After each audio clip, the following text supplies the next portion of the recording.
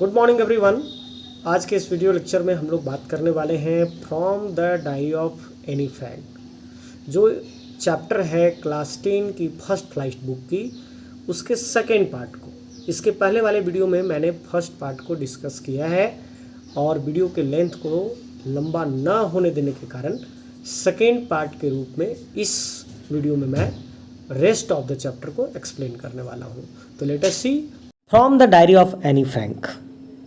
आज के इस चैप्टर में हम लोग from the diary of Anne Frank chapter के सेकेंड पार्ट को डिस्कस करने वाले हैं। और फर्स्ट पार्ट के वीडियो लेक्चर में हम लोगों ने इस चैप्टर के बैकग्राउंड को देखा है कि जो एनी है वह किस सिचुएशन में अपने डायरी के पन्नों को लिखती है और क्या हिस्टोरिकल बैकग्राउंड है और क्या अपने लाइफ का ब्रीफ स्केच जो एनी हम लोगों को अवेल करवाती है उसका क्या मीनिंग है और वह किस तरह से आगे के पार्ट को अंडरस्टैंड करने में हम लोगों को हेल्प करने वाला है।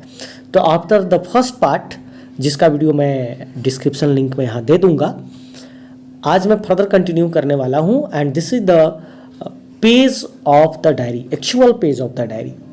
और यह डायरी का जो पन्ना हम लोगों को यहाँ एक्सट्रैक्ट के रूप में दिया गया है, that has been written on 20 June 1942, 20 June 1942 को लिखी गई यह डायरी का पन्ना है।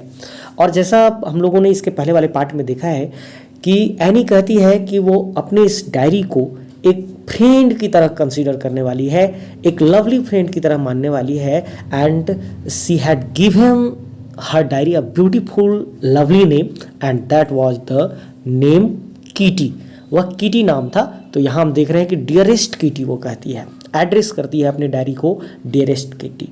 कहती है our entire class is quaking in its boots, the reason of course is the forthcoming meeting in which the teachers decide who will move up to the next form and who will be kept back.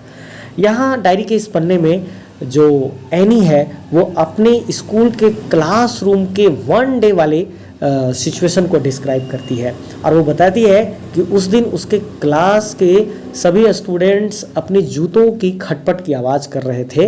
और उसका कारण था वो ये था कि जो teachers थे वो एक मीटिंग करने वाले थे, फोर्थ कमिंग मीटिंग होने वाली थी और उस मीटिंग में इस बात का डिसीजन लिया जाने वाला था बाय द टीचर्स कि कौन से students, who are the students who will be promoted to the next class and who are the students who will be kept back. किनको रख दिया जाएगा उसी क्लास में और किनको आगे के क्लास में प्रोमोट किया जाएगा। तो इसके बाद एनी हम लोगों को बताती है कि half the class is making bets. Class के आधे विद्यार्थी दाव लगा रहे हैं, एक तरह से बाजी लगा रहे हैं, चैलेंज कर रहे हैं। वो इस बात की चैलेंज कर रहे हैं कि कौन जाने वाला है और कौन नहीं जाने वाला है, इस बात का वो गेस करते हुए, अनुमान करते हुए चैलेंज लगा रहे हैं। एनी कहती है कि G N and I laugh ourselves silly at the two boys behind us, C N and Jacques. C N and Jacques नाम के दो लड़के जो एनी के पीछे बैठे हुए हैं, एनी के रो के पीछे वाले रो में बैठे हुए हैं, जिनका नाम जीएन है, जीएन नाम है एनी की फ्रेंड की। तो जीएन एंड आई यानी एनी खुद के बारे में कहती है कि वो दोनों हंस रहे थे सीएन एंड जैक्विस पर, जो दो लड़के थे और वो एक मूर्ख टाइप के लड़के थे और उन्होंने अपने पूरे छुट्टी के दौरान पैसे बचाए हैं या समय को बचाए हैं आगे आने वाले समय में केवल दाव लगाने के लिए, बाजी लगाने के लिए। और एनी कहती कि from morning to night it is you are going to pass, no I am not, yes you are, no I am not, even G's fleeting glances and my angry outbursts can't calm them down. If you ask me, there are so many dummies that about a quarter of the class should be kept back, but teachers are the most unpredictable creatures on earth। Any जो है सो teachers को unpredictable creatures कहती है और वो ऐसा इसलिए कहती है कि अगर हमसे पूछा जाए कि कौन अगले क्लास में प्रमोट होगा तो कहती है कि लगभग आधे क्लास को रुक जाना चाहिए, आधे क्लास को प्रमोट नहीं किया जाना चाहिए, क्योंकि बहुत सारे स्टूडेंट्स हैं जो डमीज हैं यानी दिखावटी नकली विद्यार्थी हैं, they are not serious about their studies, वो पढ़ाई को लेकर गंभीर नहीं है। They have not devoted their time to their studies. लेकिन वो कहती है कि लेकिन ऐसा कुछ नहीं कहा जा सकता, ये टीचर्स के मूड पर निर्भर करता है, क्योंकि टीचर्स कब क्या करेंगे यह कहना बिल्कुल मुश्किल वाला काम है, क्योंकि ये अनप्रिडिक्टेबल क्रिएचर्स होते हैं। यहाँ से क्वेश्चन भी आगे आपको पूछा जा सकता है कि why does Annie say the teachers are unpredictable creatures, quacking in its boot, shaking with fear and nervousness, I am not so worried. यानी कहती कि मैं उतनी चिंतित नहीं हूँ अबाउट अपने बारे में कहती है, and about my girl friends and my self. वो कहती है कि मैं अपने सहेलियों और स्वयं के बारे में चिंतित नहीं हूँ। वी विल मेक इट, क्योंकि हम लोगों को पता है कि हम लोग पास कर जाएंगे। We shall be promoted to the next class. The only subject I am not sure about is maths. कहती है केवल एक सब्जेक्ट है जिसके बारे में मैं निश्चित नहीं हूँ कि मैं अच्छा कर लूँगी उस सब्जेक्ट में, और वो सब्जेक्ट है मैथ। एनीवे, खैर, all we can do is wait. कहती खैर जो भी होगा अब हम लोग केवल यही कर सकते हैं कि वी कैन वेट, हम लोग केवल प्रतीक्षा कर सकते हैं। Until then we keep telling each other not to lose heart. और तब तक हम विद्यार्थियों ने एक दूसरे को संतावना देते रहा, या वो एक दूसरे को ये कहते रहे कि हिम्मत हारने की ज़रूरत नहीं है, ऑल विल बी राइट, सब कुछ ठीक ही होगा। आगे यानी बताती है कि I get along pretty well with all my teachers. वो कहती है कि मेरा सभी शिक्षकों के साथ अच्छे संबंध है, सभी के साथ मेरा गुड बिहेव है। देर आर 9 ऑफ देम, वो 9 शिक्षक हैं, 7 मेन एंड 2 वीमेन, जिसमें 7 पुरुष हैं 2 स्त्री हैं। मिस्टर केसिंग द ओल्ड फौजी, और जो मिस्टर केसिंग है जो एक पुराने फैशन वाले शिक्षक की तरह हैं, पुराने ज़माने के व्यक्ति की तरह हैं। हु टीचर्स मैथ्स, और जो मैथ पढ़ाते हैं, was annoyed with me for ages, वो हमसे कई सालों से चिढ़े हुए हैं। Because I talked so much, क्योंकि मैं बहुत ही ज़्यादा बातचीत करती हूँ या करती थी। After several warnings he assign me extra homework and essay on the subject a chatter box. कहती है वो यानी कि कई बार की चेतावनी देने के बाद जब मैं नहीं इम्प्रूव किया अपने आप को, मैंने बातचीत करना बंद नहीं किया क्लास के दौरान, तो उन्होंने मुझे एक एक्स्ट्रा वर्क दे दिया, एक अतिरिक्त सा गृह कार्य दे दिया। और वो गृह कार्य था कि चैटर बॉक्स एक टॉपिक है, उस पर ऐसे लिखना था, मुझे निबंध लिखना था। और चैटर बॉक्स का मतलब होता है बातूनी, यानी एक ऐसा व्यक्ति जो बहुत ही ज़्यादा गॉसिप करता हो, बहुत ही ज़्यादा चैट करता हो। ए चैटर बॉक्स यानी कहती कि इस टॉपिक को मैं देखी, what can you write about that, क्या लिख सकते हैं आप ऐसे टॉपिक पर। I would worry about that later, मैं ये सोचा इस टॉपिक को देखकर कि अच्छा जो भी है मैं इसके बारे में बाद में चिंता करूँगी। And I jotted down the title in my notebook, और मैंने इस टाइटल को अपने नोटबुक में नोट किया। Tucked it in my bag and try to keep quiet, और नोटबुक को अपने बैग में डाल करके मैं चुप रहने का प्रयास की। लेकिन आगे क्या हुआ, the evening after I had finished the rest of my work, और उस शाम को जब मैं क्या की, फिनिश कर ली अपने सारे होमवर्क्स को। उस शाम को होमवर्क को मैंने जब पूरा कर ली, ठीक है, तो मैंने शुरू किया, I began thinking about the note about the essay caught my eye. मैं उस ऐसे के बारे में सोचना शुरू की। I began thinking about the subject while chewing the tip of my fountain pen, और मैंने उस टॉपिक के बारे में सोचना शुरू किया, और सोचने के दरमियान मैंने अपने कलम की एक सिरे को अपने मुंह में डालकर उसको चबाना शुरू की।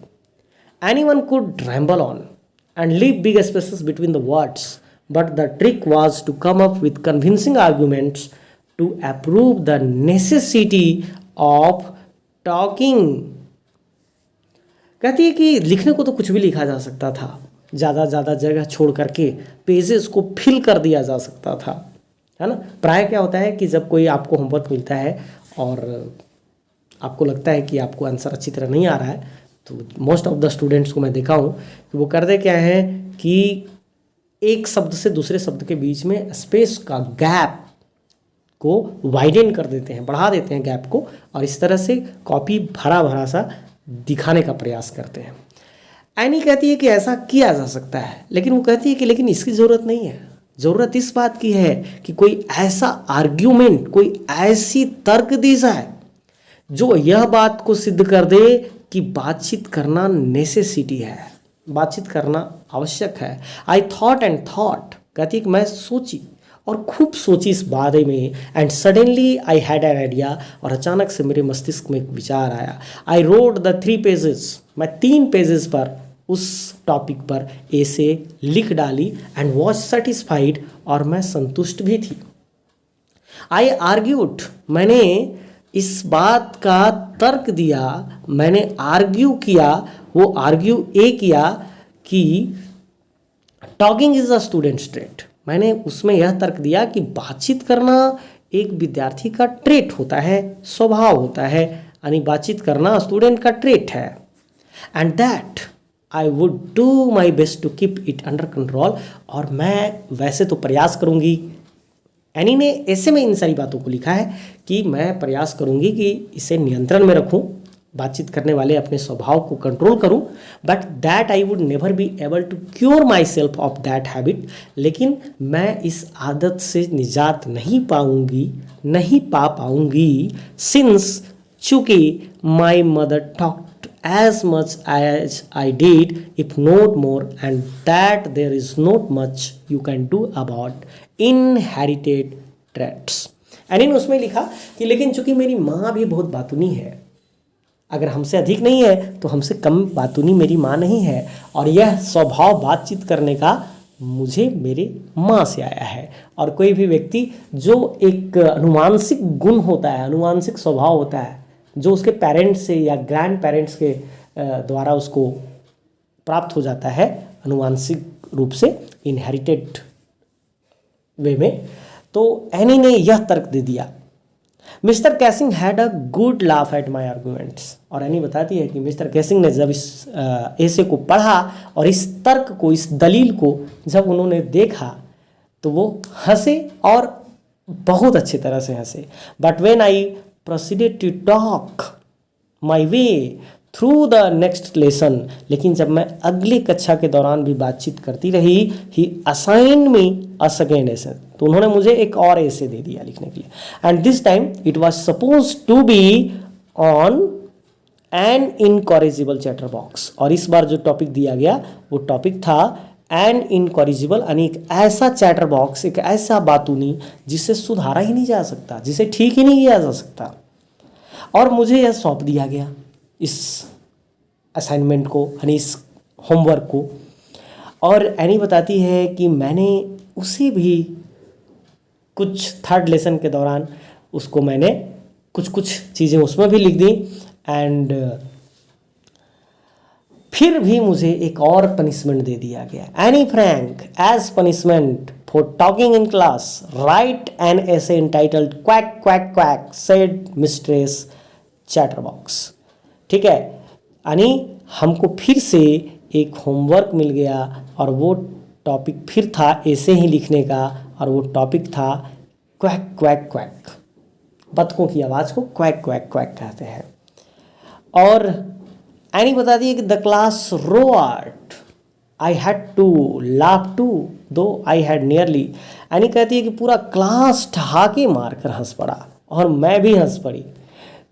कहती है कि भले ही मैंने अपनी सारी इनजेन्युइनिटी, यानी जो मेरी ओरिजिनल क्रिएटिविटी थी, जो रचनात्मकता थी, उसे मैंने पूरा उपयोग कर लिया था, पूरी तरह से समाप्त कर लिया था, and I had no more creativity on that topic, और मुझे उस टॉपिक पे लिखने के लिए कोई और बात नहीं सूझ रही थी। और इसी समय it was time to come up with something else, something original. My friend Sanne, और एनी के एक मित्र जिसका नाम था Sanne, who is good at poetry, और वो कविता लिखने में अच्छी थी, उसने एक प्रस्ताव दिया कि वह एनी को पोएट्री के तौर पर यानी वर्स के तौर पर इस टॉपिक पर ऐसे लिखने में मदद करेगी। और एनी कहती है कि and I jumped for Joy, और मैं इस प्रस्ताव को पाकर खुशी से उछल पड़ी। Mister Keesing was trying to play a joke on me with this ridiculous subject. और वो कहते हैं कि मिस्टर केसिंग शायद प्रयास कर रहे थे कि वो मेरा मजाक उड़ा दे इस तरह के हास्यास्पद सब्जेक्ट को मुझे देकर, but I would make sure the joke was on him. लेकिन मैं इस बात को सुनिश्चित करने वाली थी, मैं यह करने का प्रयास कर रही थी कि मजाक उनको स्वयं उल्टा पड़ जाए। और वो आगे बताती है कि I finished the poem, I finished my poem, मैंने अपनी कविता को यानी उस ऐसे को कविता के रूप में लिख करके पूरा कर दिया। And it was beautiful. और वो पोएम क्या था? It was about a mother duck. यह जो पोएम था वह एक मदर डक के बारे में था, एंड अ फादर स्वान, और एक फादर स्वैन के बारे में था, जिसके 3 बेबीज डकलिंग्स थे, बेबी डकलिंग्स थे, who were bitten to death by the father, जिनको फादर ने काट करके मार दिया था, because they quack too much, क्योंकि वो बहुत ज़्यादा क्वैक क्वैक क्वैक क्वैक करते रहते थे। और इसलिए फादर स्वैन को गुस्सा आया अपने डकलिंग्स पर और उन्हें वह मार दिया। व्हाट अ क्रूएल वे। ठीक है, mister casing took the joke the right way. Any बताती है कि सौभाग्य से, लकीली मिस्टर केसिंग ने इस मजाक को सही तरीके से ले लिया, यानी मैं जो उन्हें समझाना चाहती थी वो समझ गए। He read the poem to the class, उन्होंने इस पोएम को क्लास में पढ़ा, एडिंग हिज ऑन कॉमेंट्स, अपनी भी कुछ बातें उसमें कहते हुए, and to several other classes as well, और वो फिर दूसरे भी क्लासेस में जाकर इस पोएम को पढ़े। एंड सिंस देन मतलब तब से, I have been allowed to talk, मुझे बातचीत करने की एक तरह से मानो अनुमति मिल गई, मतलब मुझे नहीं रोका गया बातचीत करने के लिए। And haven't been assigned any extra homework, और ना ही मुझे कोई अलग से होमवर्क दिया गया। ऑन द कंट्ररी, बल्कि ठीक इसके उल्टा, ऑन द कंट्ररी, ठीक इसके विपरीत, mister casing is always making jokes these days. Mister casing आजकल हम स्टूडेंट्स के साथ हंसी मजाक भी कर रहे हैं, वो फनी हो गए हैं। He is no more serious like he used to be, जैसा वो हुआ करते थे वैसा वो अब गंभीर वो नहीं है। और इस तरह से एनी अपने डायरी के पन्ने में लास्ट में साइन करती है, योर्स एनी। और इस तरह आपका यह chapter from the diary of Anne Frank finish हो जाता है। मैं आपको यहाँ सजेस्ट करना चाहूँगा कि यह बुक अगर आपको कहीं मिले, from the diary of Anne Frank which is the original book, उस बुक को आप पढ़ें। आप यहाँ एक पेज आपको मिला है, डायरी का एक पेज, एक पन्ना पढ़ने को मिला है, वहाँ आप कई पन्ने पाएंगे। And all the pages are very interesting, very funny and very genuine, बहुत जेन्युइन है, ओरिजिनल है। तो मैं यहाँ इस बात को आपको बताते हुए कि इस चैप्टर में आए हुए जो ओरल कॉम्प्रिहेंशन चेक हैं and think about the text section में जो क्वेश्चन आंसर हैं, we shall discuss those questions in our next video lecture. Thank you very much.